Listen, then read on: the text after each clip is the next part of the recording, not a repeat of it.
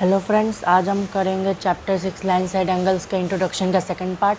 इसमें आज हम कुछ और पार्ट्स ऑफ लाइंस के बारे में डिस्कस करेंगे। पिछले पार्ट में हमने लाइंस और एंगल्स दोनों के बारे में डिस्कस करा था। पहले तो हमने लाइंस जाना था कि वो क्या होती है, जिसके दो पॉइंट्स को के डिस्टेंस को लाइन कहते हैं, और रे और लाइन सेगमेंट, ये सब लाइंस के पार्ट थे।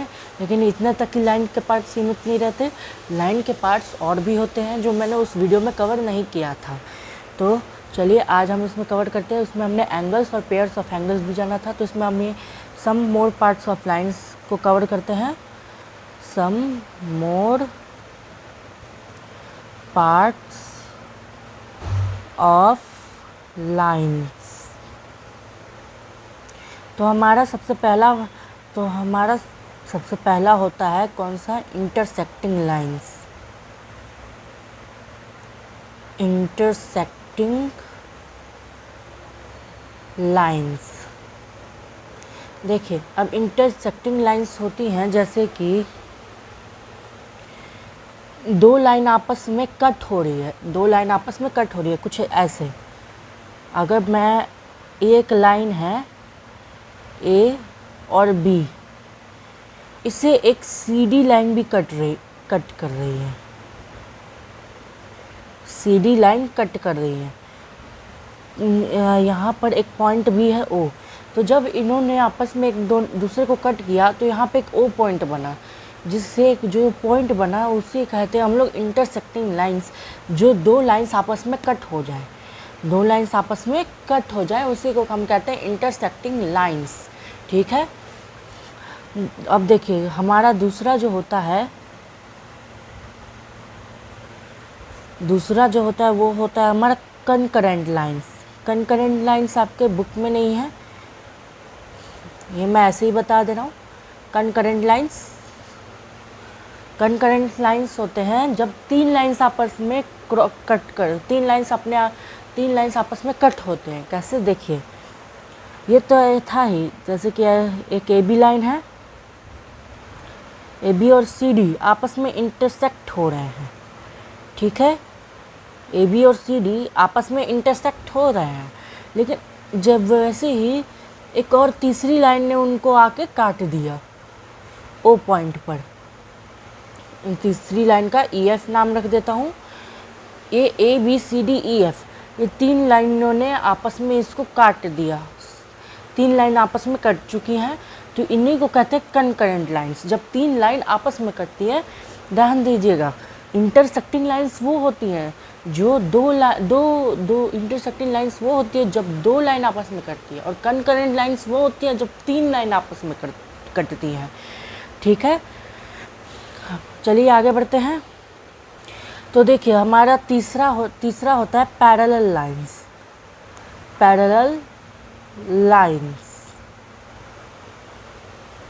तो ये पैरेलल लाइंस क्या होती है?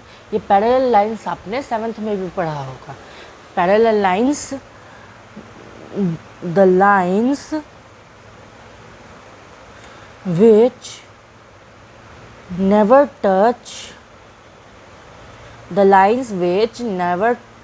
touch each other are called parallel lines। ठीक है, और जो पैरेलल का सिंबल होता है उसको कुछ ऐसा होता है। जो पैरेलल लाइंस का सिंबल होता है हम उसको कुछ इस प्रकार से डिनोट करते हैं। पैरेलल लाइंस का कुछ ऐसा शेप होता है, देखिए। वैसे तो 7th में आपने पढ़ लिया, लेकिन तब भी उसको रिकॉल करते हैं। ऐसा देखिए, ऐसा होता है। इस लाइन का नाम ए बी है, इस लाइन का नाम सी डी है।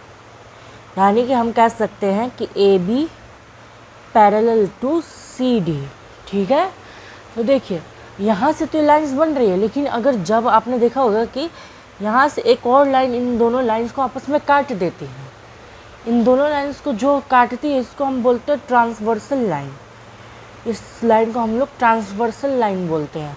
जब दो पैरेलल लाइंस को एक ट्रांसवर्सल लाइन काटती है तो उसमें भी कई सारे एंगल्स बनते हैं, वो भी अब मैं बताने वाला हूँ। देखिए पहला तो यहाँ से इसको मैं काटता हूँ क्योंकि इसमें थोड़ा सा आपको समझ नहीं आएगा, क्योंकि मैंने बहुत ऊपर बना दिया। तो यहाँ पे मैं आपको बताता हूँ,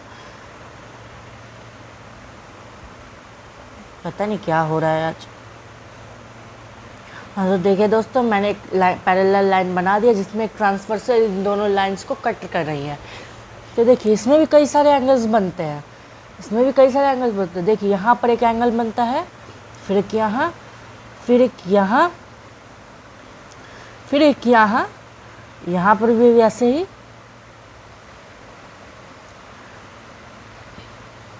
ठीक है, तो देखिए ये जो जो एंगल बन रहे हैं, इस एंगल का एक 1 2 3 4 5 6 7 और 8 ऐसे मैंने नाम रख दिए इन एंगल्स के। ठीक है, तो इसमें जो जो एंगल्स बन रहे हैं इनके भी कई सारे नाम होते हैं।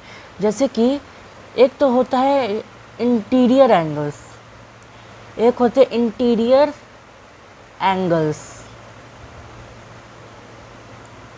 ठीक है, तो इसमें जो इंटीरियर एंगल्स होते हैं ये कौन कौन से होते हैं? इंटीरियर एंगल जो लाइन के अंदर वाले हैं, जो लाइन के अंदर वाले हैं इनको इंटीरियर एंगल्स कहते हैं। जैसे कि 3 4 5 6, ये जो अंदर वाले हैं 3 4 5 6, 3 4 5 6 जो है लाइन के अंदर है, यानी कि इंटीरियर एंगल है। तो angle 3, angle 4, angle 5 and angle 6 are interior angles, जो लाइन के अंदर है। और जो लाइन के बाहर होते हैं उनको क्या बोलते हैं हम? Exterior angles. Exterior angles, exterior angles कौन कौन से होंगे? 1 2 7 8, एंगल 1, एंगल 2, एंगल 7 और एंगल 8। देखा आपने? और ये देखिए एक्सटीरियर एंगल्स हो गए। अब होते हैं alternate interior angles. Alternate interior angles. देखिए ये अल्टरनेट इंटीरियर एंगल्स होते हैं जो क्रॉस बनाते हैं। क्रॉस यानी कि देखिए इसमें इंटीरियर एंगल्स, इसमें इंटीरियर एंगल्स कौन से? 3 4 5 6।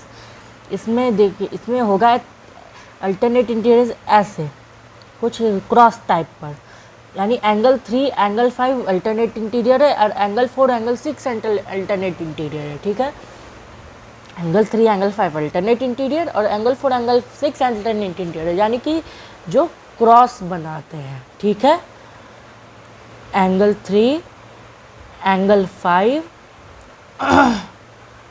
एंड एंगल 6 एंगल 4 एंगल 6, ये सब अल्टरनेट इंटीरियर एंगल है। और एक होते हैं alternate exterior angle. Alternate exterior angles, ये वही बात है।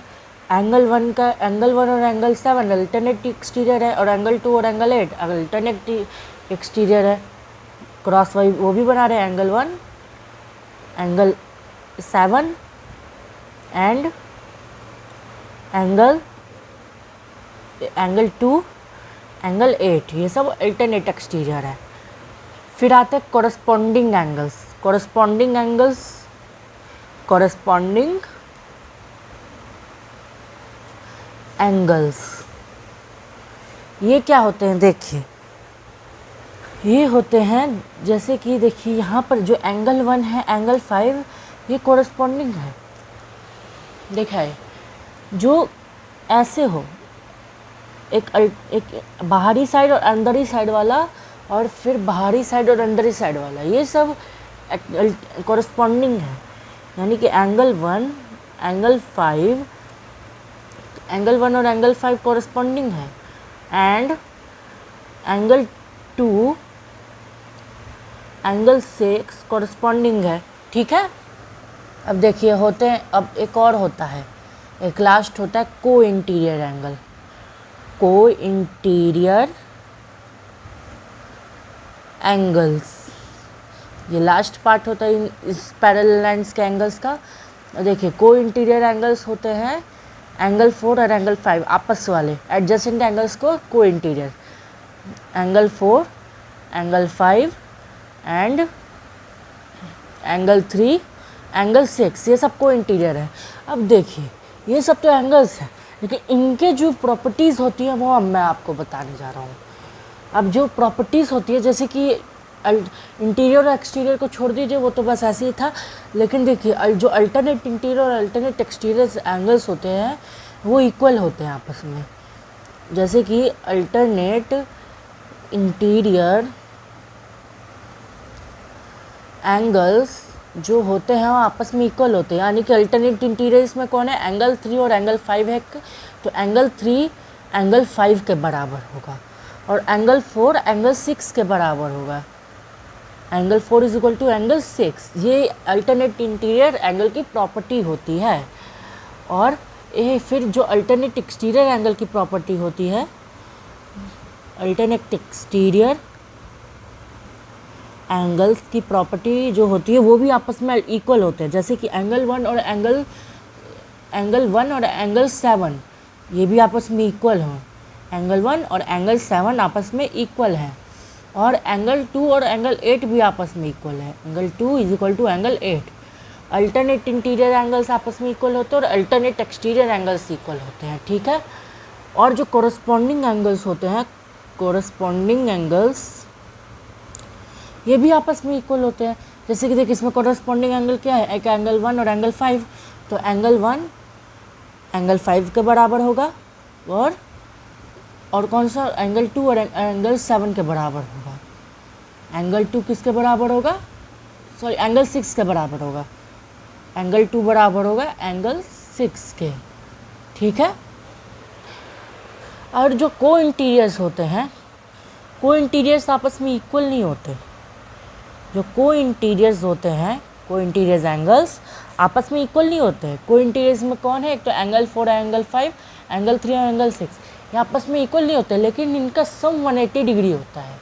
जी हाँ, angle 3 plus angle 6 is equal to 180 degree, और angle 4 plus angle 5 is equal to 180 degree. इन सब की प्रॉपर्टीज़ होती है इन सब के एंगल्स की।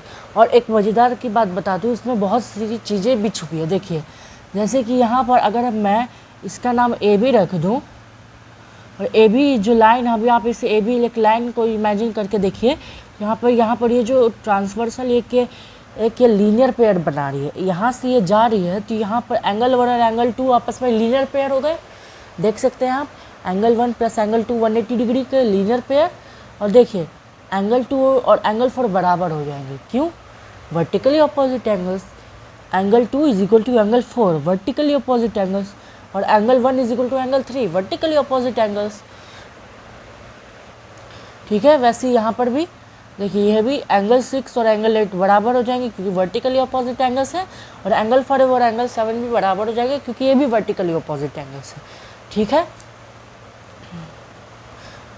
और दोस्तों कल वीडियो नहीं आ पाई थी, कल मुझे हॉस्पिटल जाना पड़ा था, मेरे आँख में दिक्कत है, इसलिए कल वीडियो नहीं आ पाई थी, तो मैं आपको बताया नहीं था, इसलिए सॉरी।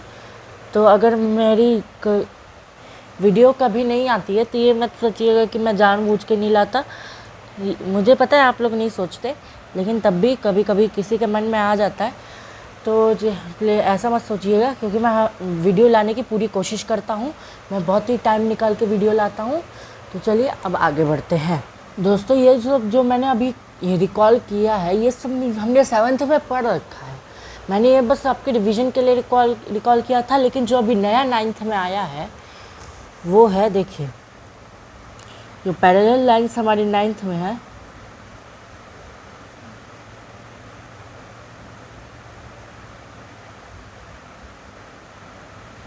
वो कुछ इस प्रकार है। 3 पैरेलल लाइंस भी हैं, यानी कि ये हमारी ए बी लाइन, ये हमारी सी डी लाइन और ये हमारी ई एफ लाइन। तो देखिए A B parallel to C D है, A B parallel to C D है, और C D parallel to E F है। ठीक है। ए बी सी डी के पैरेलल और सी डी ई एफ के पैरेलल है, तो ये हम ये भी कह सकते हैं, तो A B parallel E F के है ना। सी डी से सी डी कैंसिल, तो ये हो जाएगा, लेकिन हम ऐसा करेंगे नहीं क्योंकि यहाँ पे बीच में बराबर का साइन है नहीं, तो हम ऐसा क्यों करें, सी डी से सी डी कैंसिल, तो ये हम नहीं होगा। तो A B parallel E F हो सकता है। ये लाइन इसके पैरेलल है, तो और ये लाइन इसके पैरेलल है, तो ये लाइन पैरेलल हो जाएंगे, साफ बात है। वैसे इसमें और भी लाइन जुड़ सकते हैं, ये नहीं कि इसमें 3 ही तक सीमित है, लेकिन शायद अगले क्लास में आए, लेकिन मुझे इतना आइडिया है नहीं, ठीक है। तो इसमें भी वही है, वही होता है इसमें भी, ये एंगल वही बात हो गई। तो इसमें भी वही था, इस इंट्रोडक्शन में इतना ही था और ज़्यादा कुछ था नहीं। तब भी एक बार देख लेते हैं और क्या है हो सकता है इसमें। देखिए इतना ही था, इसके बाद तो थ्योरम ही दिए गए हैं, एग्जाम्पल दिए गए हैं, बाकी प्रूव ही करना है, ठीक है। तो बाकी तो फिर एक्सरसाइजेज शुरू हो जाएगी, अब आगे और कुछ नहीं करना। तो इसमें इतना ही था, मैंने बस पिछले की चीज़ों को रिकॉल ही किया है, ज़्यादा कुछ किया नहीं। तो यहीं पर इसी वीडियो को एंड करते हैं, तो मिलते हैं आपके साथ कल की एक नई वीडियो में। तब तक के लिए बाय। और दोस्तों मैं आपसे कुछ कहना चाहता हूँ, क्योंकि मेरे ज़्यादातर व्यूज़ बढ़ नहीं रहे हैं, तो मैं अभी आपको कह देता हूँ कि अगर आपको ये वीडियो अच्छी लगी हो तो आप इस वीडियो को लाइक कर दीजिएगा। मैंने कुछ शॉर्ट्स भी वीडियो अपने अपलोड किए हैं बहुत मेहनत से एडिट करके, तो उसको भी एक बार देख लीजिएगा मेरे चैनल पर जाकर, सारा देख लीजिएगा। मेरे वीडियो को अगर अच्छा लगे तो लाइक कीजिएगा, नहीं अच्छा लगे तो डिसलाइक कर दीजिएगा, मुझे कोई आपत्ति नहीं है, लेकिन मेरे चैनल को ज़रूर सब्सक्राइब कर दीजिएगा, क्योंकि मेरे सब्सक्राइबर सिर्फ 21 पर ही हैं, उसके आगे नहीं बढ़ रहे हैं। तो तब चलिए अभी के लिए रखते हैं, फिर मिलते हैं कल एक नए हम एक्सरसाइज शुरू करेंगे कल, ठीक है। कल से हम एक्सरसाइज 6.1 शुरू कर देंगे, ठीक है। तो तब तक के लिए बाय।